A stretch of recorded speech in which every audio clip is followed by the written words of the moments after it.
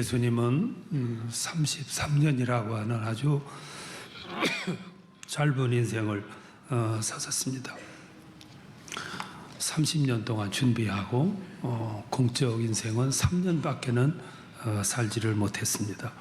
아주 짧았지만 분주하게 그렇게 보냈었습니다. 몸도 마음도 영혼도 아주 몹시 피곤했을 거예요. 그러하여금 가장 피곤하게 만들었던 건 앞에 놓여 있는 십자가죠. 십자가만 바라보면은 거대한 산이 앞에 놓여 있는 것처럼 막연하기도 했을 거고 상당히 마음에 큰 부담이 됐을 거예요.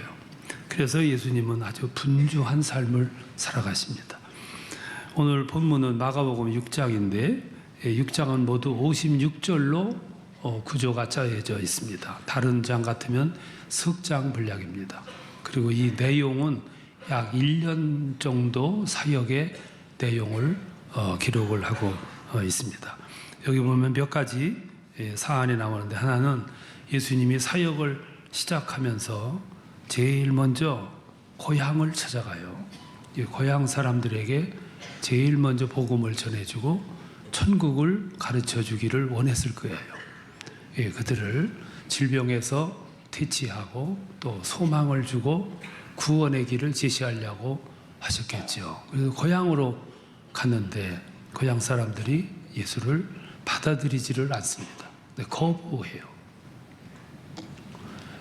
그 거부했던 이유가 선입견 때문이에요.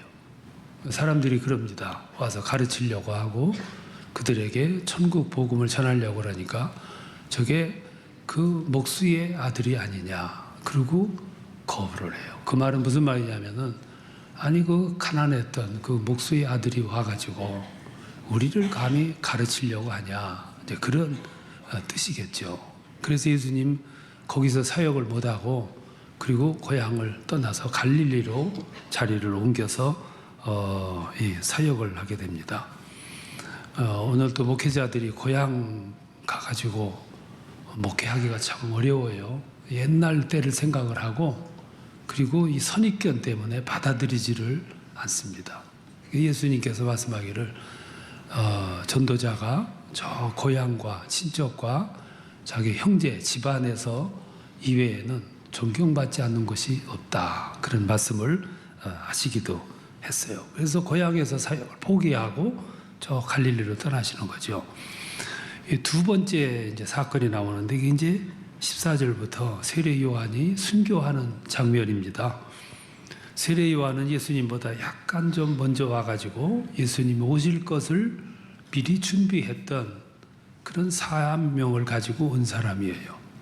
그래서 사람들에게 예수를 소개했고 예수를 전했고 이제 금방 오실 그분에 대한 길을 만들고 예비하는 그런 역할을 했습니다.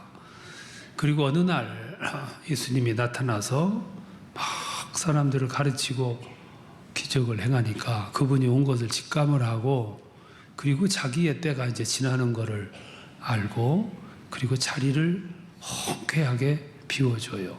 그리고 형장의 이슬로 사라지는 거죠. 그래서 모든 초점을 예수께 맞춰놓고 영광을 예수께 맞춰놓고 자기는 평소에 광야의 소리라고 외친 것처럼 어느 날 소리와 같이 아주 조용하게 사라져줬어요. 그런 세례 요한의 모습을 예수님은 얼마나 여러분 칭찬합니까? 세상에서 여자 여인이 낳은 사람 중에 가장 위대한 사람이라. 세례 요한이 그렇게 자기 임무를 완수를 해요. 그런 모습을 성경은 말씀을 하지요. 보이지는 않지만은 예수님은 그때 다음 차례는 내 차례다. 그런 생각을 또 하셨겠죠. 그러면서 고난의 길을 걸어가요. 그런 다음에 30절로부터 이제 오병이어의 기적을 말씀을 하는데 지금 광야에 5,000명이 지금 모여 있습니다. 장정수가 그렇죠. 그다음 부녀자들하고 유아들, 어린 아이들까지 합하면은 3만 명은 됐을 거다. 그렇게도 얘기를 해요. 대단한 인파가 지금 광야에 모였습니다. 왜 모였을까요? 굶주려 가면서 광야에 수많은 사람들이 모여 있었어요. 그 사람들은 그 시대 굶주림의 시대, 굶주렸던 사람들. 그들이 배가 고픈 굶주림도 있었지만 그보다 더 큰 굶주림은 미래에 대한 굶주림이었어요. 미래를 보면 어디를 봐도 희망이 없어요. 가능성이 없어요. 기대가 없어요. 여러분, 사람이 배가 고파도 살 수 있어요. 근데 미래에 대한 기대가 없다. 그럼 살아갈 수가 없는 거죠. 이게 그 시대 사람들은 육신적으로도 배가 고팠지만 미래에 대한 희망을 잃어버리고 굶주린 사람들이에요. 거기다가 또 하나 굶주림이 있는데 그게 뭐냐면 미래를 타개해 줄 만한 지도자가 없기 때문에 굶주림이 컸던 거예요. 미래도 없지만 누군가가 나타나가지고 미래를 확 이끌어줄 강력한 지도자가 있어야 되는데 그런 지도자가 없기 때문에 육신적으로도 배가 고팠고 미래에 대한 희망이 없었고 오늘 현재 누군가가 이끌어줄 만한 지도자가 없다는 것에 대해서 더 굶주림을 가졌던 사람들. 그래서 그들은 성경이 약속했던 그 메시아의 도래를 더 간절하게 사모를 했던 거예요. 그런 굶주림 속에 그들은 살았어요. 근데 어느 날 혜성과 같이 나타난 예수가 모습이 보이는 거죠. 능력 있는 지도자의 모습을 하고 세상에 나타났어요. 가르치는 모습을 보니까 권위가 있었어요. 권능이 있었고 경건이 있었어요. 바리새인들 같지가 않았고 서기관들과 같지 않았어요. 또 거기다가 막 신적인 권능을 발휘하는데 병자들이 막 일어나요. 걷지 못하던 사람이 걷고 듣지 못하던 사람이 듣고 나병 환자가 깨끗해지고 귀신이 물러가고 기적과 같은 그런 현상이 일어나는 거예요. 광풍이 거세게 불었는데 자연을 향해서 외쳤더니 자연이 순종을 해요. 바다가 잔잔해지는 모습을 그들은 보게 되는 거죠. 많은 사람들은 그런 모습을 보고 신비함을 느껴요. 그리고 기대감이 충천해요. 그러면서 이심전심으로 사람들은 이 시대의 유일한 태안은 저분밖에 없다. 이심전심으로 퍼져가는 거지요. 근데 오늘 그 사람이 광야에 나타났어요. 이 사람들은 막 몰려가는 거예요. 아이에서부터 부녀자에부터 많은 사람들이 굶주려 가면서 광야로 몰려가는 거예요. 그렇게 찾아온 그들을 예수님은 오병이어를 통해서 먹이시고 배를 채우게 하시고 배만 채웠냐 하면은 그날 그 오병이어로 말미암아 만들어진 음식을 먹으면서 그들은 미래에 대한 기대로 배불러졌어요. 장래의 희망으로 배가 불러졌어요. 우리에게는 이런 사람이 있다, 이런 지도자가 있다는 가능성, 대안에 대해서 모두 배불러졌단 말이에요. 그래서 사람들이 반응은 더 볼 것 있냐? 이 사람을 왕으로 세우자. 그래서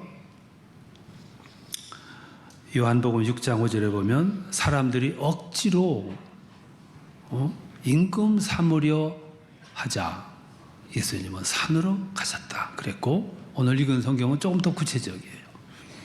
제자들을 강 건너 벳세다로 보내고 그들을 작별한 후에 기도하러 산으로 올라가셨다 이렇게 표현을 해요. 예수님이 당장 임금 되는 것도 필요했어요. 왕이 되는 것도 필요했어요. 근데 지금 이 시점은 왕 되는 것이 급한 게 아니고 임금 되는 것이 급한 게 아니라 산에 가는 것이 더 급했어요. 예수님은 산으로 기도가 더 필요했고 산이 더 필요했어요. 여러분 우리 그리스도인들은 산으로 가는 생활이 참 중요해요. 여기서 말하는 산은 골방일 수 있어요. 기도실일 수 있고 기도원일 수 있어요. 여기서 말하는 산은 쉽게 말하면 묵상일 수 있어요. 신앙인들에게 이 시간이 얼마나 중요한지 몰라요. 그리스도인들은 이 묵상의 시간을 통해서 나를 발견해요. 내게 주어진 사명을 발견해요. 내게 부여진 하나님의 뜻을 발견할 수 있어요. 그리고 저 깊은 곳으로부터 들려오는 음성을 들을 수 있어요. 하나님의 음성을. 묵상이 그래서 중요한 거예요. 예수님은 앞에 놓여 있는 커다란 짐, 그 십자가죠. 그 십자가를 바라보는 눈이 왕 같은 거는 관심이 없는 거예요. 임금되는 건 관심이 없는 거예요. 십자가를 지기 위한 자기 무작. 그걸 위해서 산으로 피곤한 몸을 이끌고 산으로 올라가는 거죠. 우리가 살아가는 데는 관리라고 하는 게 필요해요. 인생도 관리하고 시간도 관리하고 내 모습도 관리하고 관리 여하에 따라서 훨씬 더 달라질 수 있어요. 여성들은 얼굴 가꾸는데 참 열심히 해요. 그러니까 남성들 얼굴하고 달라. 차이가 달라. 차원이 다르고. 여성들이 이렇게 보면 관리를 잘한 분하고 안 한 분하고 금방 표가 나. 현미경 가지고 이렇게 볼 것도 없어. 그냥 보면 알 수 있어요. 참 얼굴에 공을 많이 들여요. 공을 많이 들이면 잘 가꿔지는 거죠. 그게 광채가 나. 남성들은 잘 안 가꾸니까 그냥 굵은 주름살이 막 생기는 거. 가꿔야 되는데 안 가꾸는 거예요. 외모만 가꾸는 게 아니라 사실은 또 내면도 가꿔야 돼. 내면의 모습. 오늘 사람들은 너무 외모만 가꿔요. 내면이 텅 비는 거예요. 이 내면도 가꿔야 되는데. 요즘 학교에서 가장 중요시하는 게 국영수예요. 국영수는 이골나게 잘하는데 나머지 부분은 무시해야 해요. 이것이 쌓이고 어른이 되면 정서적 공간이 아주 메말라버리는 거예요. 인간미를 잃어버려요. 눈물이 없어지고 감격이 없어지고 정서적으로 필요할 때는 정서의 양식이 먹어야 되는데 때로는 책도 읽어서 지성의 공간도 채워줘야 돼요. 정서적 문화생활을 통해서 인간의 마음의 곳간들, 여러 층의 곳간이 있잖아요. 지식의 곳간, 정서적인 곳간, 영적인 곳간, 정신적인 곳간 다 채워야 되는데 그냥 기능적인 것만 키워가니까 사람들이 이 세상을 살아가는데 굉장히 더불어 살아가는 삶의 기능이 약화되는 거예요. 이기적이고 자기밖에는 모르고. 그래서 세상이 여러분 얼마나 삭막해집니까?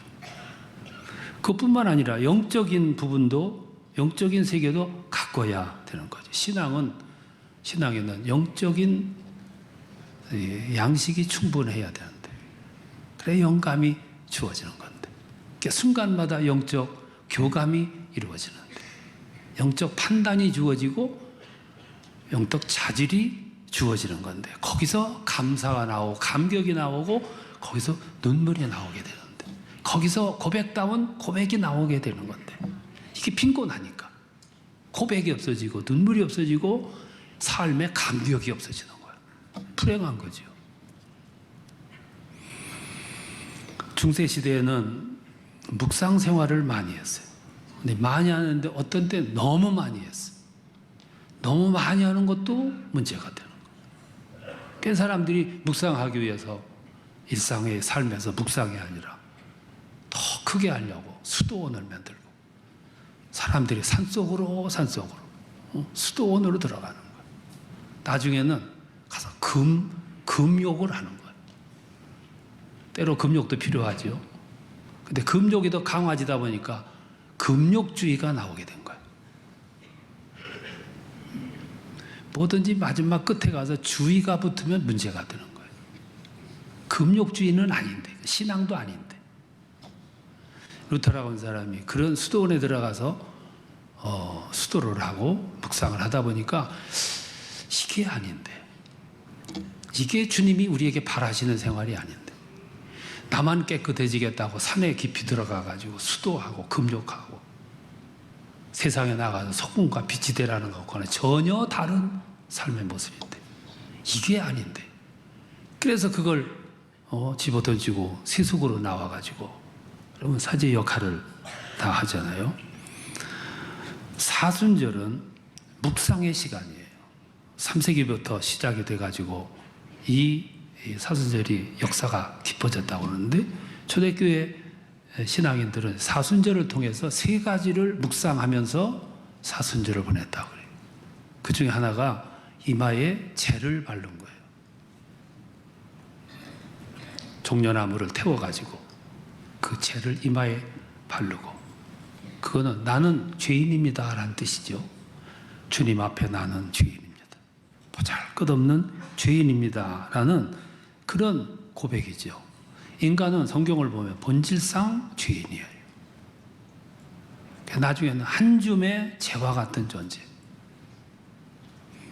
평상시 큰 소리 다 치지만 진실한 자리로 들어가 보면 모두 한 줌의 재와 같은 존재로 내 자신이 보잘것없는 거예요. 그래서 안개와 같다고도 그랬고 풀의 꽃과 같다고 그랬어요. 인간의 존재, 큰 소리 칠 수 있는 존재가 아니라는 거죠. 요즘에는 마지막 사람이 종말에 삶을 마감하면 다 화장장으로 가잖아요. 가면은 나중에는 한 줌의 재로 바뀌는 거예요. 그게 나의 존재. 태워가지고 다 타지 않은 뼈조각을 수거해가지고 세절기에도 넣고 막 빻아가지고 가루로 만들어서 그걸 주세요. 요즘에는 그것도 하지 않고 분쇄기에다 갖다 넣어가지고 드르르 갈려가지고 가루로 나오면 그걸 갖다 주는데 그게 우리들의 모습이에요. 그 모습을 보면 나는 죄인입니다 라는 모습을 되새기게 되게 되는 거죠. 그래서 중세 때 가장 유행했던 말이 아모르수이라는 말이에요. 죽음을 기억하라. 엄숙해지는 거죠. 순간적으로 엄숙해지는 거. 이 묵상의 효과거든.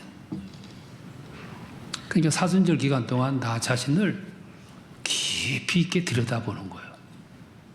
나의 무능을, 나의 죄됨을, 나의 한계를, 나의 무지를 깊이 들여다보고 주님, 나는 죄인입니다.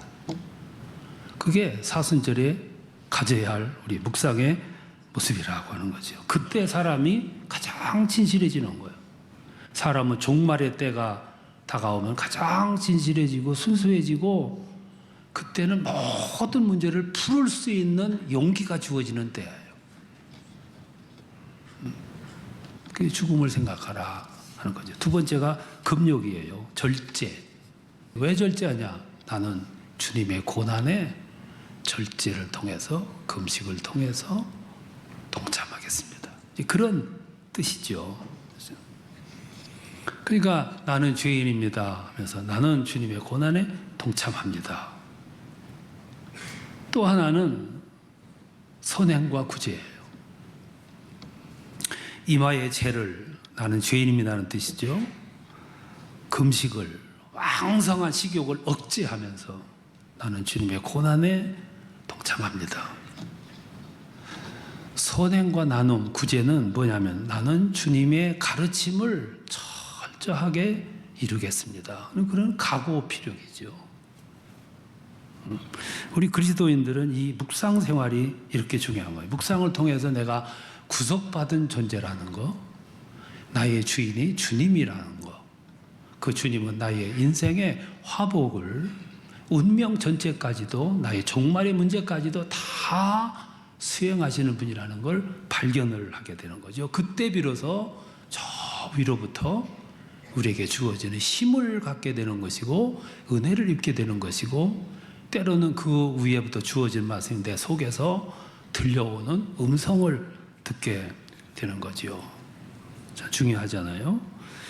이런 묵상이 없으면 자꾸 우리 귀 속에 들려오는 소리는 세속의 소리밖에는 안 들려요. 세속의 소리는 희망찬 소식이 별로 없어. 세상에 이런 소식을 들으면 삶의 기쁨이 없어져 버려. 더 이상 살고 싶은 세상이 아닌 것처럼 들려. 그러니까 사람들이 기쁨을 잃고 행복감을 잃고 여러분 얼마나 피곤한 인생을 살아가냐고 말이에요. 예수님은 하루 일과를 잘 수행하시고 저녁이 되면 무거운 몸을 이끌고 산으로 들어가요. 산이라고 하는 것은 갔다 오기만 해도 씻김 받는 곳이에요. 탁한 내 영혼을 씻고 오염된 내 마음을 씻어내고. 여러분 스모그가 차면은 앞이 안 보이는 것처럼 내 마음이 탁해 빠진 그 마음이 산에만 갔다만 와도 씻김 받아. 맑게 환하게 소망적으로. 바다에 가면 탁 튀어 있잖아요. 파도 소리가 들려. 마음이 답답한 사람들은 거기 가는 게 좋아. 근데 산에 가면 아무 소리가 안 들려. 파도 소리도 안 들리고 세상 소리도 안 들려. 그런데 산에 가면 또 다른 소리가 들려요. 귀 기울여 보면은 평소에 듣지 못했던 소리를 듣게 되는 거예요. 그 소리가 나를 소생시키고 나를 씻어내게 되는 거고 병든 내 자아를 다시 회복시키게 하는 그 주님과의 관계를 다시 회복시키고 그분은 알고 보니까 내 인생의 운명의 동반자다. 주관자이고 그리고 그분은 나의 철두철미한 보스이시다. 내 인생을 꽉 잡고 계신 그분이다. 그걸 발견하게 되니까 내가 그의 제자로 다시 세움받는 거지. 우리는 예수에 올인해야 돼. 그래야 그분에게 확실히 있게 잡혀. 여러분 세상의 보스들은 부하들의 인생을 책임도 못 져요. 인격적 대우도 없어요. 그 조직에서 이탈하면 무자비하게 보복을 해요. 그런데도 그 보스에게 90도로 절을 하고 충성을 다해요. 근데 우리들은 우리 주님과의 관계가 올인할 수 있는 관계까지 가지를 못하고 있기 때문에 갈등이 이렇게 많은 거예요. 여러분의 보스는 주님이신데 우리들의 주인은 주님이신데 근데 그분에게 확 잡히지를 못하니까 갈등이 많은 거예요.